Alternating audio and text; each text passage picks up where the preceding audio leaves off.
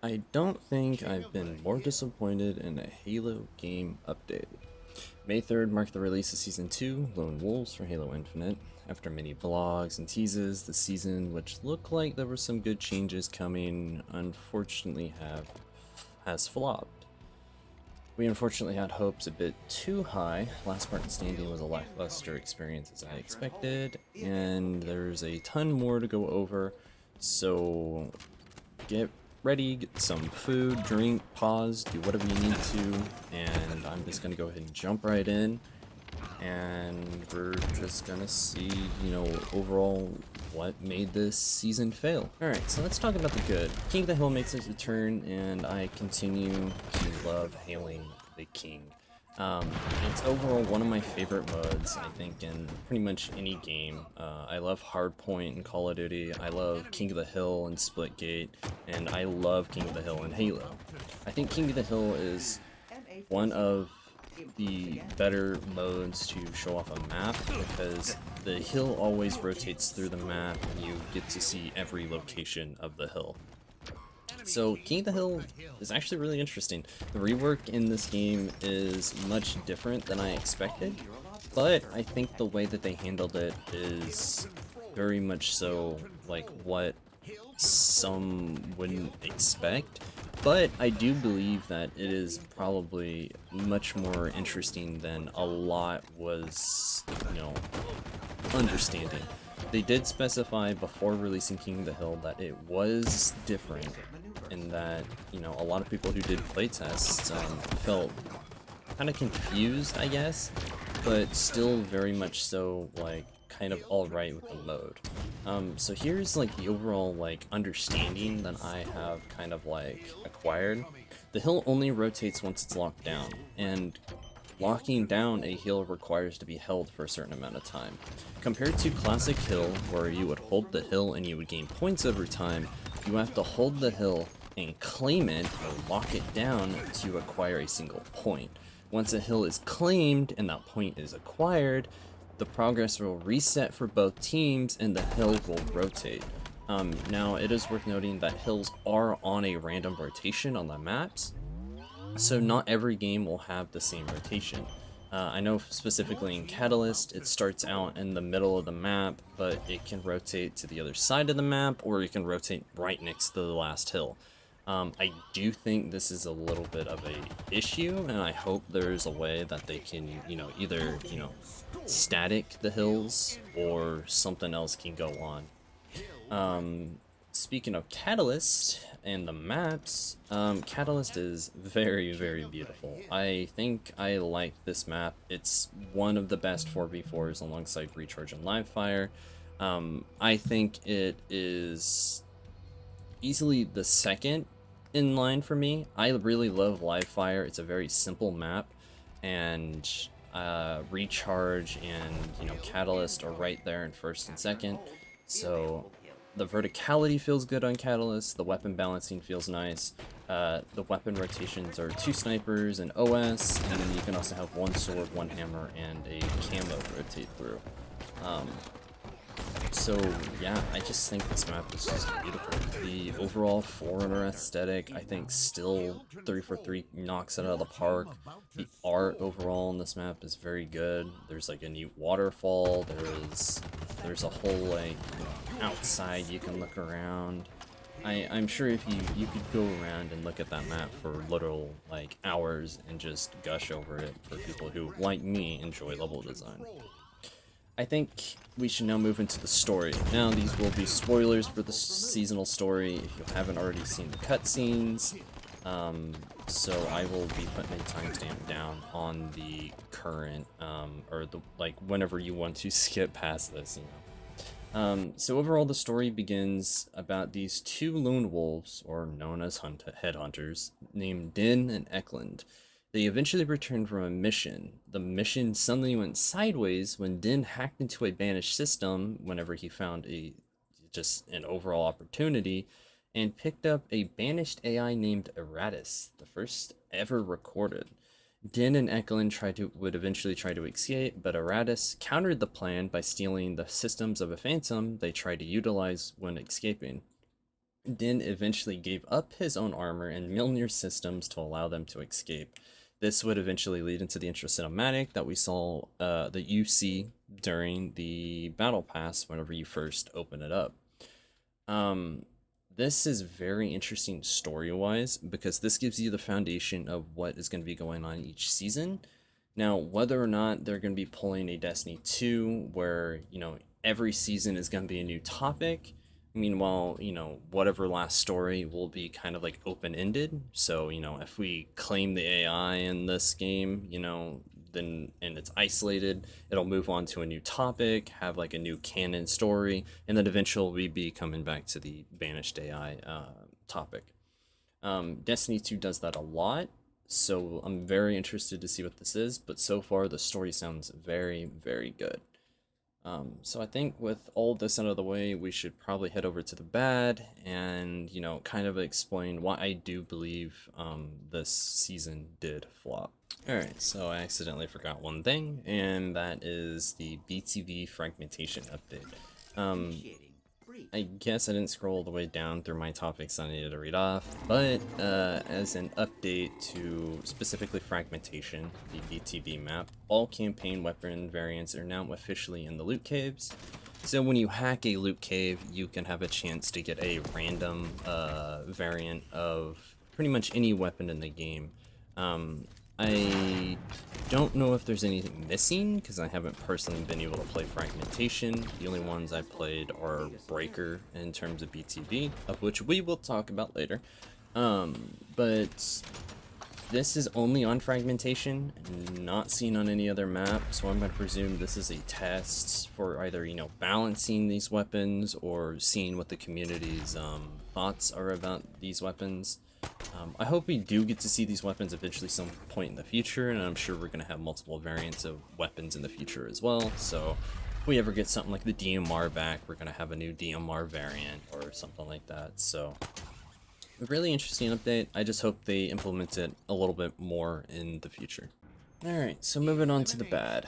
There was a lot here, so please bear with me. I want to talk about some of the worst things that have came to this new season. I think there is a lot that needs to be tweaked, needs to be worked on, and again, there is a lot. So first of all, let's talk about just Breaker.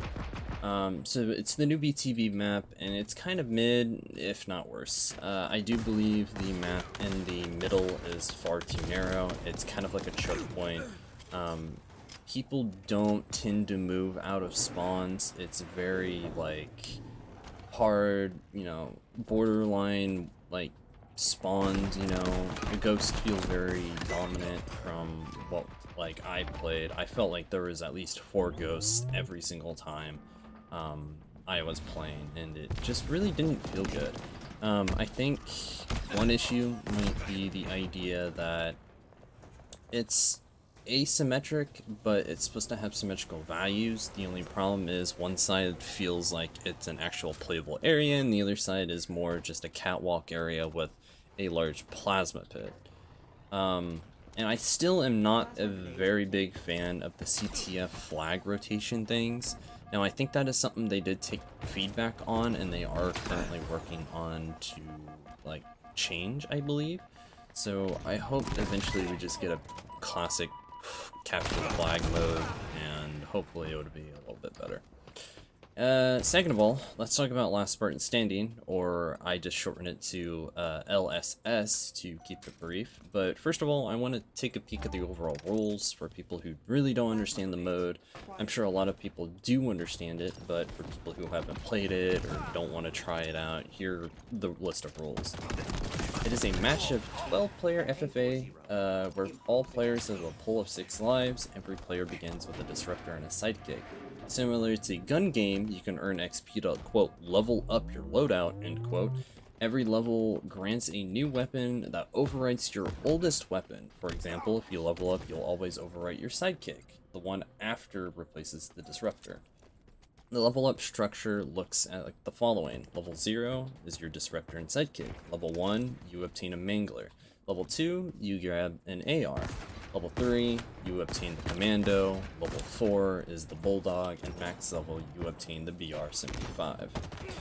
Now, after an enemy is eliminated, so once all 6 lives are pretty much drained, they will drop their AI, and you can collect it for a large bounty of XP by holding your interact/button key. Weapon racks are disabled, however, weapon pads still exist on the map for grenades and equipment, such as repulsors, dynamo grenades, and fragmentations. It is worth noting grenade respawns are random. Sometimes they can be frags, but sometimes they can be dynamo. It is completely random. The danger zone isn't that dangerous, but still really annoying. It slowly consumes the map, but stops, and then will resume until the zone is only to a basic 4v4 room size. From what I've seen, the damage isn't that crazy. There is an issue that when you die with the zone closed, you can respawn in the zone. Now, I believe respawning in the zone is a balancing technique for the terms of if you end up having more than one live, and the enemy doesn't have more than one live, or just 2 or something, this will balance out the idea. And I think when you do spawn outside the zone, you can also collect grenades that also help you, because you do not respawn with grenades, you just respawn with your basic loadout. So overall, what's the problem in this mode? Well, first of all, let me go over the other thing that I missed, because I didn't scroll down far enough again. Drop pods will deliver overshields and camo power-ups. These require no interaction. When you walk over, you pick them up. I think these will eventually have to be changed, but I think I get onto that in just a moment. But let's talk about the overall thing that's going on here. What is the problem? I think the overall weapon system is interesting, but you can't manage it. You will always end up the BR and the Bulldog at the end of the game. However, if by any means I want to, go with a Disruptor or a Mangler, I can do that. But in terms of, if I'm wanting to keep my Sidekick and keep my Mangler, I can't have that. I can't manage my own loadout. The idea that if I level up to go with the Disruptor and the AR and Mangler, I am forced to replace that Mangler with the Commando. And everyone knows that the Commando is effectively, ass. No one wants to use the Commando. The aim assist and just the D-scope issues are far too much for the Commando. So I'd love to be able to manage what I'm comfortable with. I would love to, if I level up, to be able to pick up the weapon that I have lost. As for the OS and camo power-ups, they aren't treated as advantages. They are things that drop on the map, plentiful, might I add, and you can use them over and over if you're lucky enough to hoard and camp them. They have no marker, so you can't tell what they are no matter what. It's pure coincidence you find one and it randomly drops next to you. Let me clarify that these are heavy advantages. They are just rough to try and manage, because Commando makes you invisible with no audio. I have a clip in the video, which I'm pretty sure I'll place here or something, where it is effectively me getting jump scared by an invisible player, and that is just not very fun, because number one, I can't hear them and I can't see them, so it's very, very, very rough to try and balance. As for Overshield, Overshield can be casted, but if you're lucky enough, you can cast another one for additional shields. So the problem here is that you're able to hoard Overshields, and Overshields in terms of balancing is just overall rough. It's hard to fight someone, especially in the early game, with a Mangler or something with 2 Overshield power-ups, and the grenade system isn't working very well either, so it's just very hard to try and balance these out. So what I suggest for trying to balance these out is that, for one, limit how many are dropped. Say 4 drop on the map in certain times, but they are always waypointed. Once they were always waypointed, players will know if someone picks them up, or players can progress through the map to fight over these said power-ups. I would say that you would want to make Overshield a bit more rare. If not, somehow nerf camo in this mode, therefore camo isn't as rough, or just make them all Overshields.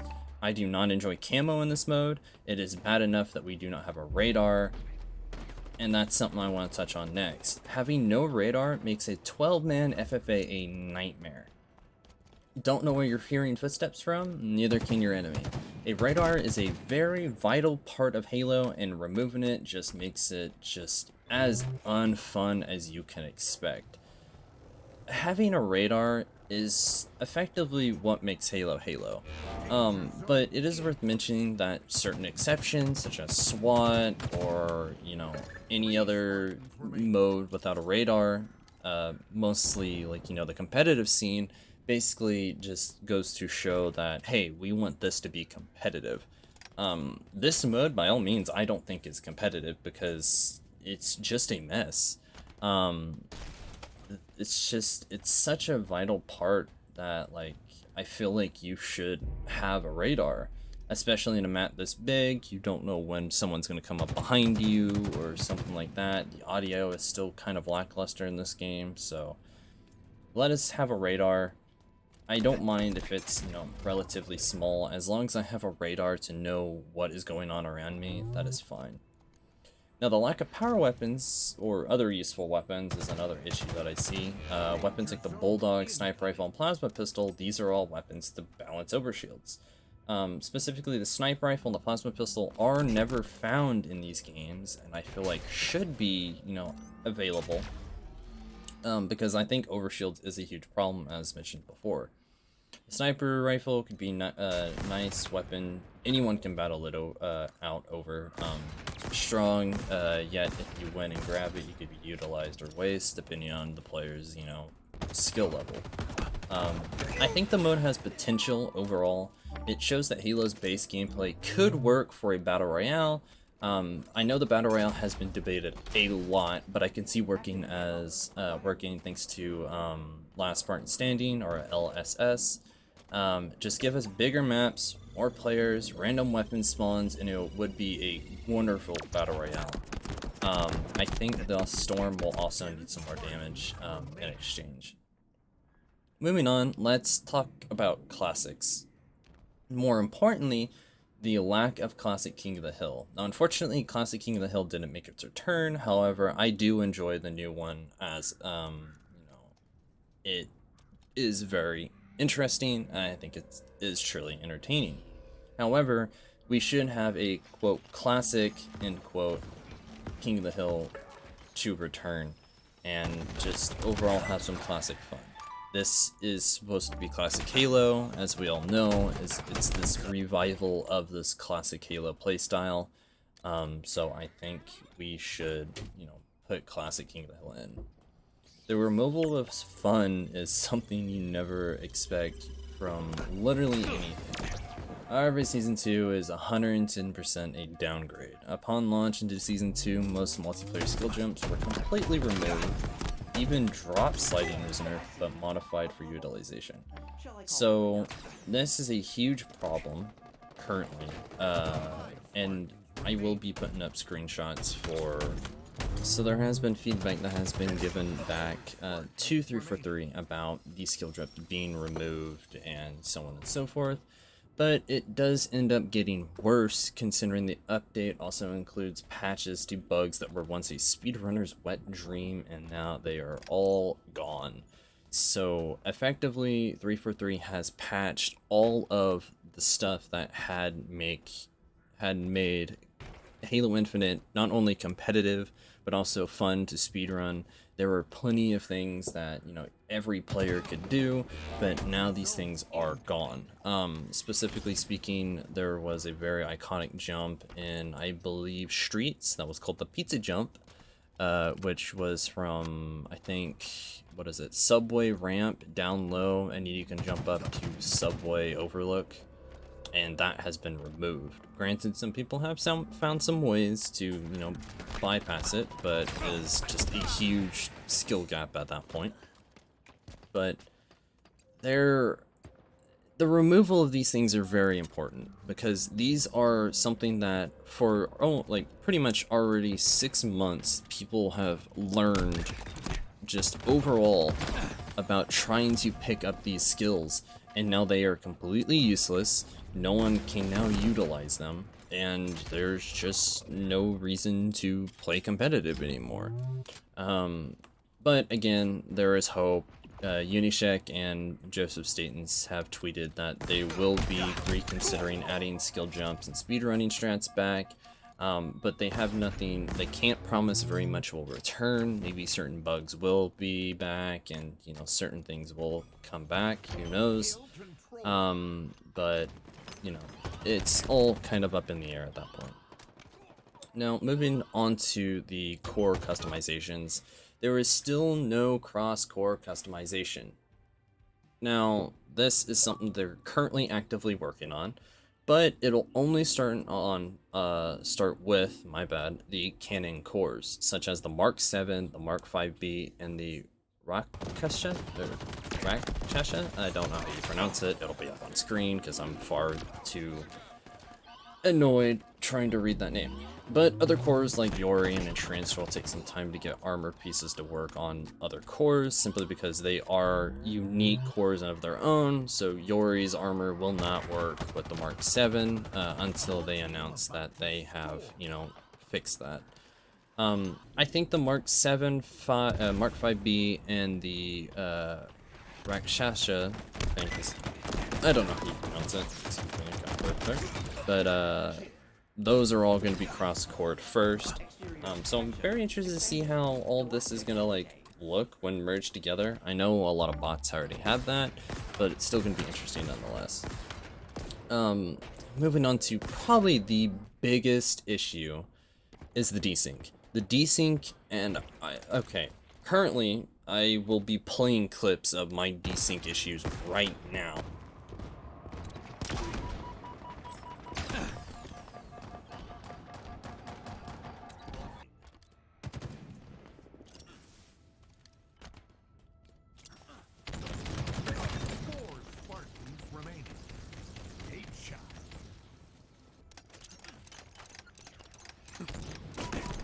And you can see, you know, just huge issues that these desync issues just bring overall.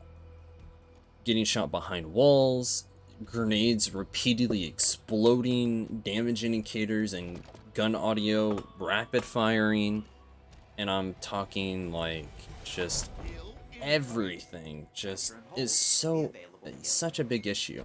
I have never seen big server issues this bad since like Destiny DLC releases sometimes. And this is terrible.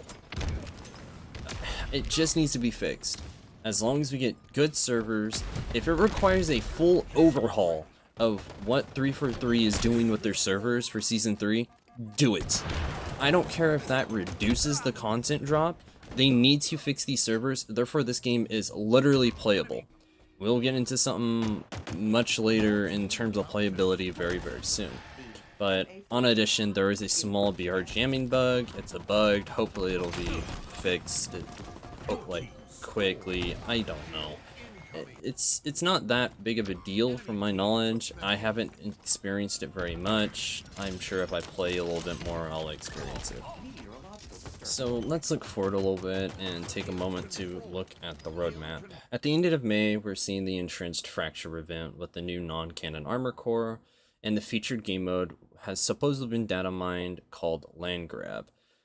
So it's basically just a 4v4 version of Total Control, which is usually found in the BTB playlist, but it's just a much smaller featured game mode that will be around during the event. Eventually going into mid-July, we'll be seeing the Alpha Pack event, which ties into the current story, much like our current interference event. In late August, we'll be seeing the co-op campaign introduced, and around October we'll have another event, which was data mined to be named, quote, the Yappening, which seems to be just a random event they're throwing out. I'm sure if you currently look through data mined leaks on Twitter, you'll see the different visual effects and stuff people have data mined and have showcased. Finally, looking at the biggest thing so far, Forge. During around, I believe it's September, which is supposedly when we're supposed to be getting a very early access Forge. This is, number one, huge, because we're getting Forge a little bit early than we expected. For people who don't follow me on Twitter, which I'm gonna presume is, not a whole lot of everybody in terms of probably watching this video, but I am a level design nerd. I love level design. I have been on Splitgate recently working on maps. I have been, effectively, still learning a whole lot of level design, but I still enjoy, trying to figure out what works in terms of my level design style. But this is much bigger than me to geek out. It's huge for Halo Infinite, because Halo has always been a community-based game.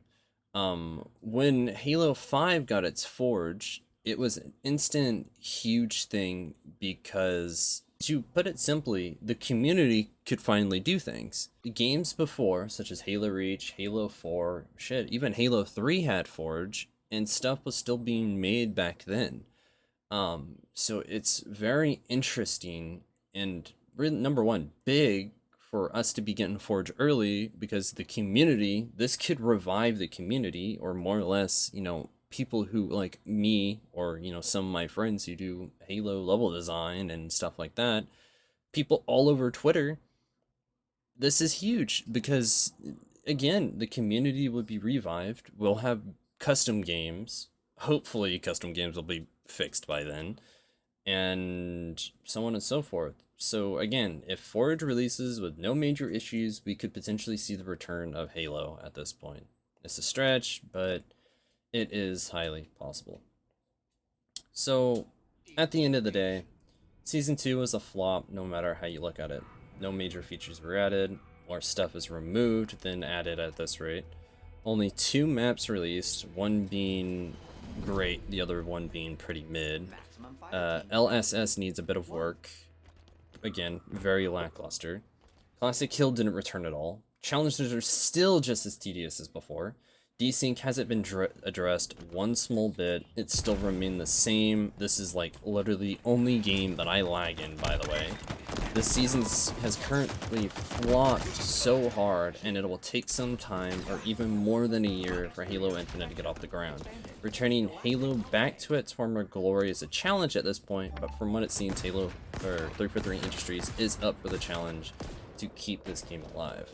Will I be playing Halo Infinite consistently? Not at all. Will I be purchasing the Battle Pass? No, I will not. Halo must need to go through a full overhaul to bring it back alive. I love Halo. It is a series I've grown up with, starting from Halo 2. I remember when I was 4, with just the 200s bursting down the doors in the second mission. I was still very, very young. Jumping to now, I'm still a huge fan of Halo, but I'm still very disappointed to see such a franchise in such a miserable state. Seeing creators like Arash, who just doesn't have enough content to support his career, just instantly drop. And even pros like Tyler Genza, I'm sorry if I'm butchering your name, to be fair, I don't know if he's ever going to watch this anyway, a pro player for E United replied to 343's tweet of Season 2 with what is showing on screen, and apparently got fined for it.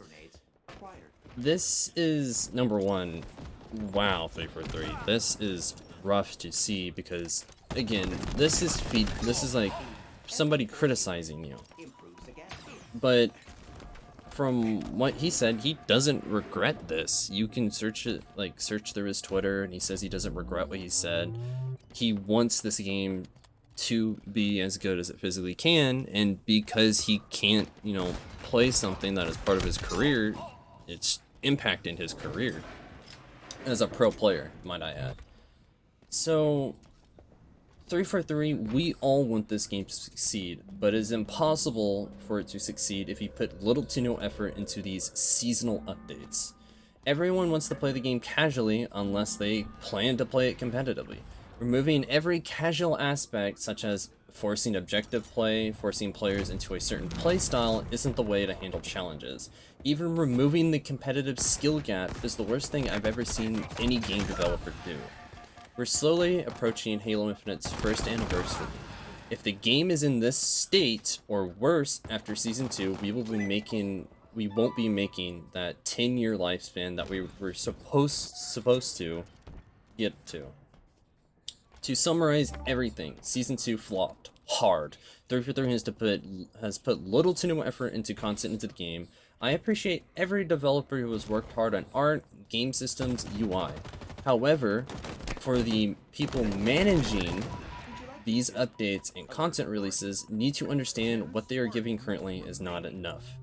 As an example, let's take a peek at games like Call of Duty, Apex, Destiny, or even Warframe. These games support seasonal updates with smaller updates in between as halfway points for every season, but some players still are given enough great content seasonally. 343 must take this as a huge learning experience. We all want to see Halo Infinite succeed, and I do hope we get to that 10-year mark where we look back at how much of a mess this game was and appreciate the work and effort that was put into every inch of this craft. We will look back on this and kind of laugh it off. Of course, I'm not surprised if that will be the case at some point. However, 343 has much more to look into. I do think this game has potential. Its gunplay is great. It's just everything under the hood and within 343 needs some work. Alright, well, time for the outro. So, yeah, I think that is pretty much everything in terms of what I do believe Halo, needs to work on. I think, again, this season just flopped. 343 needs to pick up their stuff and, work harder. As much as I do expect a majority of these developers do work hard, I think that they need to put more effort into said seasonal updates. At the end of the day, I think 343 will be taking this as a learning experience. As I mentioned before, 343 seems to be up for the challenge of updating this game no matter what it takes.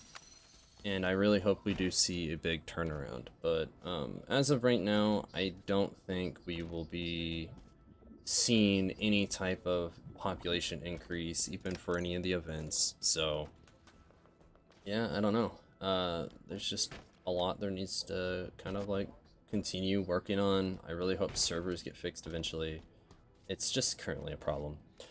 So anyway, let me round out this video. That's pretty much all I have to say. There was no more. I have no more rants, no more anything.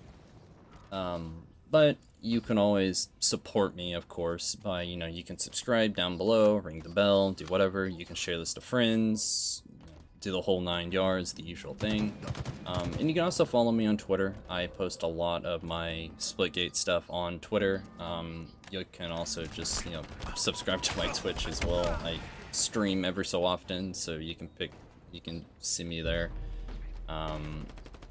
Yeah, I mean, that's pretty much everything. I'm just figured out I would make this video to, kind of show people what's going on, how it's going, and yeah, I don't know. It's self-explanatory, so I appreciate everyone who watches this, especially to my friends who are supporting this idea and helping me, not only get footage, because I had a friend of mine joining me for a lot of the games, so I appreciate everyone who's, supporting me in whatever way they can. So anyway, I'll catch y'all another time. I hope you guys enjoyed the video. Adios.